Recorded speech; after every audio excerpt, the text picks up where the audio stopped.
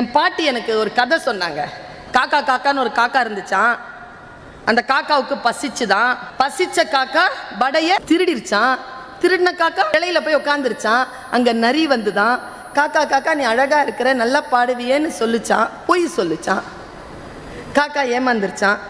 நரி ஏமாத்திருச்சான். நான் எங்க அம்மம்மாட்ட கேட்டேன் ஒரு கேள்வி. ஏமாம்மா, காக்கா திருடிச்சு,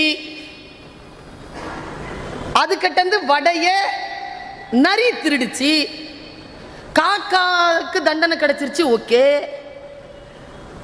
காக்கா கிட்ட இருந்து திருடிச்ச நரி அது என்ன ஆச்சுன்னு கேட்டேன். என் அம்மம்மா எனக்கு சொன்ன ஒரே வார்த்தை, ஏய் பொம்பளை பிள்ளை கேள்வி கேட்கப்படாது. ஏன் அம்மம்மா சொன்னாங்க பாருங்க. ஒரு 8 வயசுல பயந்து போனா இன்னும் தெரியல. கேள்வி கேட்டா கல்யாணம் ஆகாதுன்றுச்சு.